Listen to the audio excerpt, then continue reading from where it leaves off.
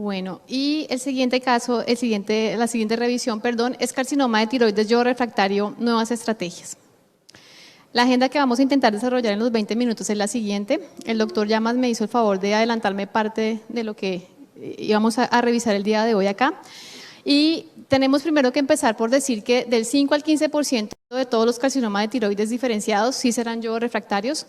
Si nos fijamos específicamente en aquellos con enfermedad metastásica, la mitad van a ser yodo refractarios. Y como lo vimos previamente, esto altera supervivencia específica por enfermedad. A 5 años, 70%, a 10 años, 10%. Y si estos pacientes tienen compromiso a nivel del sistema nervioso central o a nivel de hueso, cae a valores como 5 o 2% a los 10 años. Entonces tenemos aquí para empezar los escenarios que sugieren yodo refractariedad, porque hasta donde revisé no hay ninguno que realmente sea absoluto y siempre se debe revisar en una junta las imágenes para definir si el paciente es o no yodo refractario.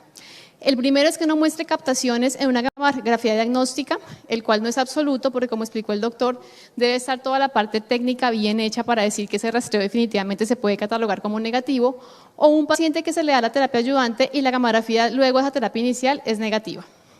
Aquel paciente que se le dio yodo, por ejemplo, se le dieron por un riesgo intermedio 100 milicurios y de pronto el primer rastreo identificó lesiones pulmonares yodo ávidas, entonces se decide llevar a los 6 meses a otros 100 milicurios o al año otros 200 y ya ese rastreo resulta que no muestra ninguna captación, también podría ser considerado yodo refractariedad.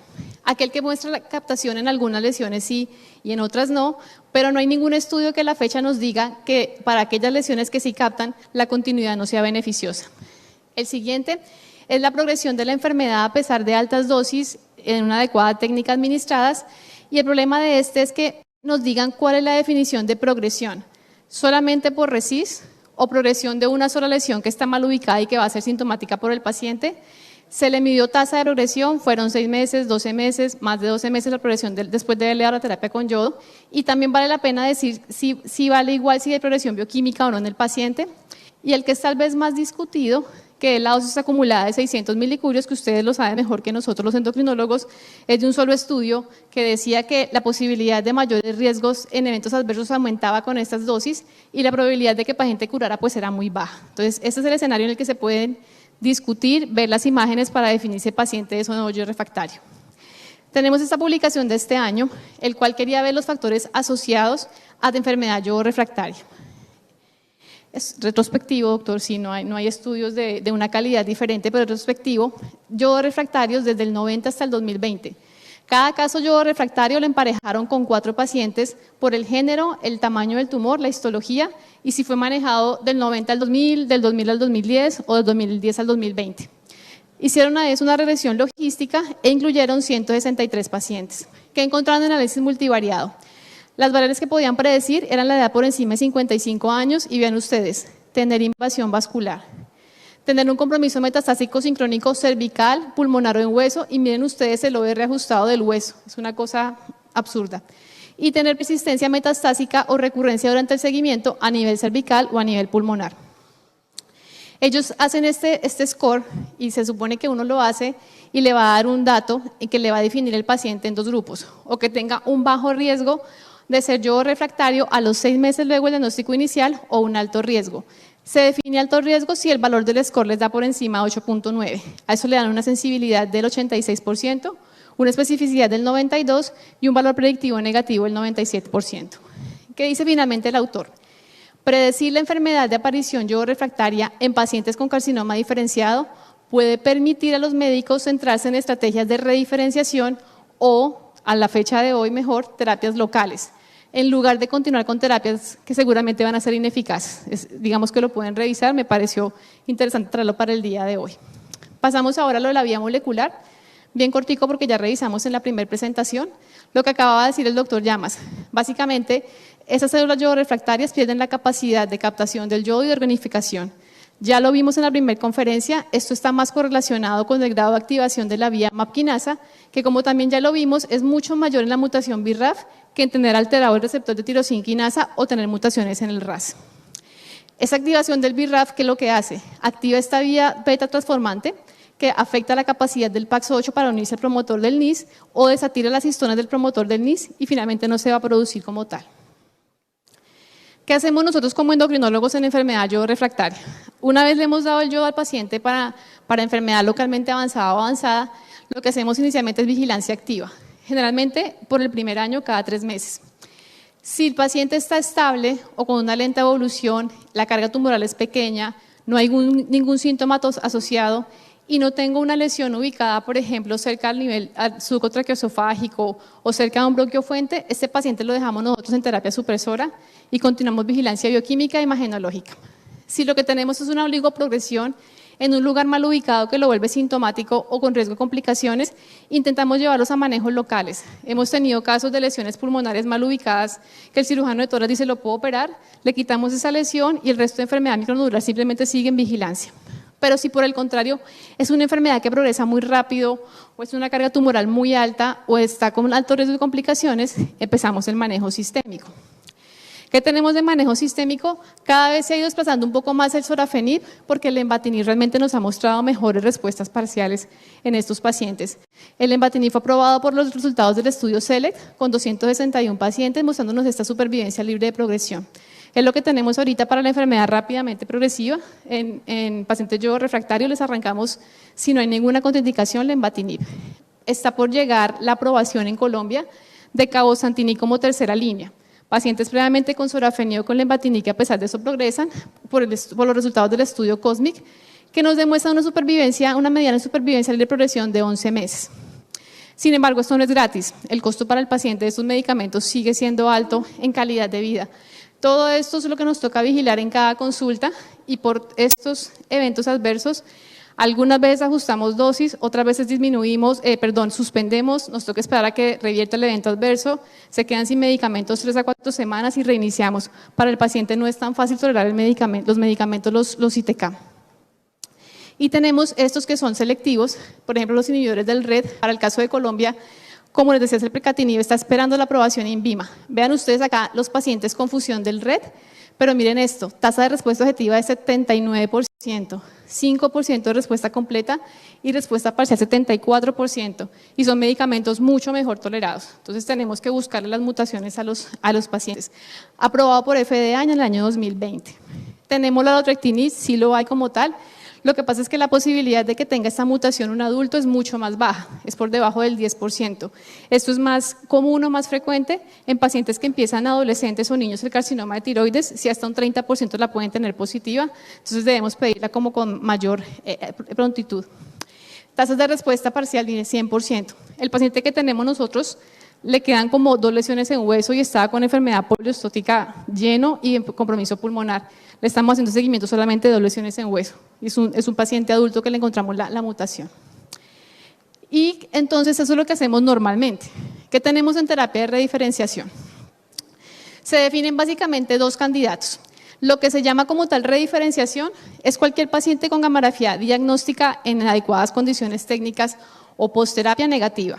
Y lo que definiríamos como mejorar captación, que tengan las gamografías positivas, pero no en todas las lesiones. Sería como el grupo de pacientes.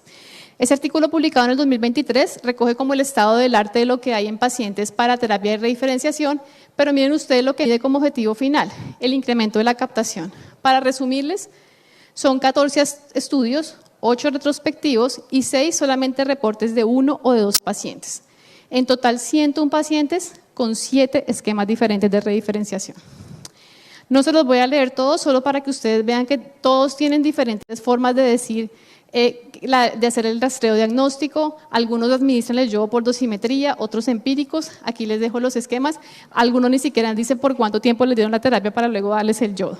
En resumen de esta revisión, el problema es que los estudios son pequeños, con pocos pacientes, hay diferentes protocolos, hay poca o ninguna información acerca de la técnica de los rastreos diagnósticos, diferentes isótopos usados, unos definen yodo refractariedad de forma diferente y diferentes definiciones para decir que rediferenciaron. Otro problema es que algunos dan el yodo de forma empírica, 200 milicurios, otros dicen no, acá usamos la dosimetría y miramos a ver cómo nos va. Y lo más importante me parece a mí, si yo voy a rediferenciar, tengo que medir el impacto clínico, o quedó en respuesta estable o en respuesta parcial. No me sirve solamente que diga que vuelve y capta yodo, tengo que saber si me fue mejor con ese paciente en darle ese yodo. Este artículo es publicado recientemente Es una serie de casos retrospectiva de la Clínica Mayo. Cogió pacientes adultos entre el 2018 y el 2022, le hicieron que estuvieran en progresión por RECIST a los 6 meses previos. Los metieron al protocolo de rediferenciación y definieron yodo refractariedad como que no captara nada en la gamografía después de la terapia inicial, la diagnóstica, perdón, o que habiéndoles dado el yodo, progresaban en los siguientes 6 a 12 meses. E hicieron el siguiente protocolo. Lo primero fue hacer la prueba molecular al paciente. Según la prueba molecular, dieron 4 semanas de terapia sistémica. Las 2 semanas que ustedes siempre usan pues de disminuir la dieta de yodo para hacer el rastreo diagnóstico a la semana 3 con TSH recombinante. Y si en ese rastreo por lo menos una lesión captaba, en la semana 4 le daban el yodo, pero se lo daban por dosimetría. Y de ahí para allá lo consideraban rediferenciado si por lo menos había una captación de yodo y se evaluó con tomografías cada 6 meses. Entonces, estas fueron las mutaciones los medicamentos que usaban según la mutación. Si tuvieran mutación del RAS, pues únicamente inhibidores del MEK. Si eran BRAF, le daban dravafenib contra metinib. Si tenían fusión del RET, le daban selpercatinib. Y si tenían ALK, le daban crizotinib al paciente por 4 semanas. Recogieron 33 pacientes con una mediana de edad de 65 años, la mayoría hombres, y 19 pacientes que correspondía casi al 60% de los pacientes fueron categorizados como rediferenciados y le hicieron una mediana de seguimiento a 2 años. En cuanto a las características clínicas, no encontraron ninguna diferencia significativa entre compromiso pulmonar, número de intervenciones por cirugía, por radioterapia, digamos que eran muy equilibrados los grupos. La cohorte que se rediferenció tuvo más probabilidad significativa de tener mutación RAS, de tener compromiso en hueso, antecedente de radioterapia, y los que no se rediferenciaron tuvieron más probabilidad de ser pobremente diferenciados, de tener compromiso ganglionar al inicio de la cirugía o antes del protocolo de rediferenciación y de ser BRAF positivo. Pero esto es lo que más preocupa. Se rediferencian, pero cuando ustedes miran lo que nos interesa, que es ver en el tiempo, en los 2 años, qué respuesta hubo, no hubo ninguna diferencia. Ni en respuestas parciales, estables, muerte casi que le pega, ¿sí? Para que fuera diferente en el grupo de rediferenciado. La cohorte rediferenciada recibió en promedio 248 milicurios, pero fue la cohorte que presentó muertes. Presentó 5 muertes y 2 de ellas fueron porque se transformó el tumor a anaplásico en el grupo de los rediferenciados. Hay potencial para restaurar la avidez del yodo e inducir respuestas por RECIST, especialmente en aquellos pacientes que tengan mutaciones RAS-like, es lo que se está viendo. Sin embargo, a la fecha, o lo que mostró este estudio, es que no hubo ninguna diferencia en impacto clínico después de esa terapia con yodo, después de haberlo rediferenciado, y los estudios tienen que incluir seguridad porque no se sabe si después de la terapia con yodo, luego de haberlo rediferenciado, pudiera haber el riesgo de que el paciente haga una transformación al carcinoma anaplásico. Este estudio está por salir a publicación, no logré encontrar nada que nos pudiera adelantar, pero tiene 2 grupos. Un paciente digamos que son pacientes que se les dio yodo y en el seguimiento recayeron o hicieron enfermedad metastásica, los dividieron en 2 brazos, para darles el lumetinib y luego darles el yodo luego de 3 semanas o darles simplemente el yodo. Ya recogieron 29 pacientes, 28 y 29 en cada brazo, para ver si el desenlace es mejor con selumetinib o dando el yodo normal como lo damos. Al respecto les puedo decir que se requieren datos sólidos para definir cuál es el mejor esquema y nos tocaría compararlo con la mejor terapia disponible, que por ahora son los ITK o la terapia TARGET, es lo que tenemos disponible para este grupo yodo refractario. Se deberá proponer en los diseños de los estudios que se incluya la dosis por dosimetría y no por dosis empírica y que la captación se traduzca en desenlaces clínicos del paciente. Entonces, por ahora no está propuesto como una terapia clínica estándar. Y hablamos muy poquito acerca de lo que hay con terapia de radionúclidos en enfermedad yodo refractaria. La presencia de receptores de somatostatina en el tejido tiroideo data desde los 90 en estudios in vitro. Hay receptores tipo 3 y tipo 5 en el tejido tiroideo normal.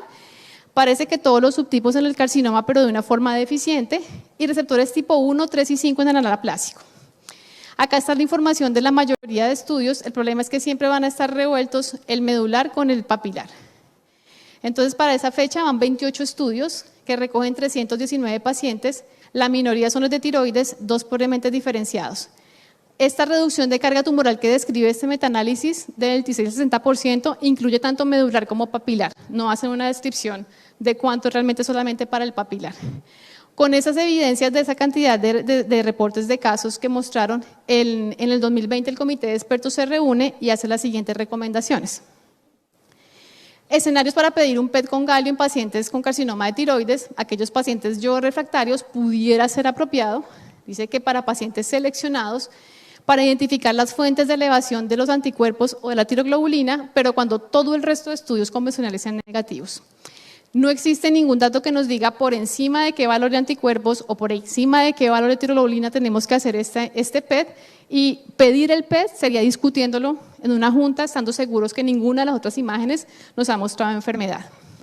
Y el mismo comité de expertos dice, escenarios para terapia con lutecio, ¿sí? Pudiera ser apropiado en pacientes que son yo refractarios, que no tengan más opción de otra cosa, que se les haya hecho estudios para mutaciones target o que por algún motivo médico tenga contraindicado cualquier ITK y no se le pueda poner nada y venga en progresión. Es como la última opción, pedir el PET con galio, evaluar si expresan los receptores y discutirlo si vale la pena o no la terapia con yodo. Luego de esa reunión, está publicado este metaanálisis del 2020, son 11 estudios, 98 pacientes con medular, 67 con tiroides, papilar de tiroides.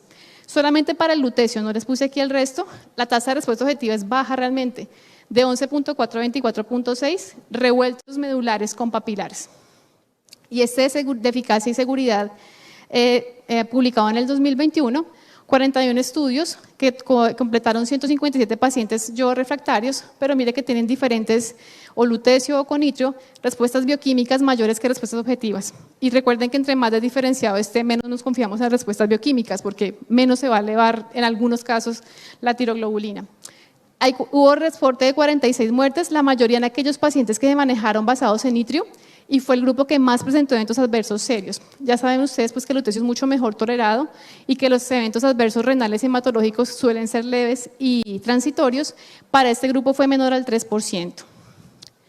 Como conclusión les puedo decir que a la fecha, la terapia con inhibidores multiquinasa y la terapia target sigue siendo la primera elección en pacientes yo refractarios que estén sintomáticos y en progresión. Como vimos, si están asintomáticos y con progresión lenta, los podemos seguir en vigilancia. En cuanto a terapia de rediferenciación, no podemos decir que es una terapia que pudiéramos usar en este momento, requiere estudios prospectivos y de seguridad importantes para establecer si llega a tener algún tipo de cabida para estos pacientes. Y la terapia con radionúclidos podría ser una opción, en pacientes muy seleccionados y discutidos de forma individual en el grupo. Primero, si se le va a pedir el PET con galio y segundo, si con ese PET finalmente se va a llevar a una terapia con lutecio o no. Entonces, eso es lo que tenía preparado para la enfermedad yo refractaria. Muchas gracias.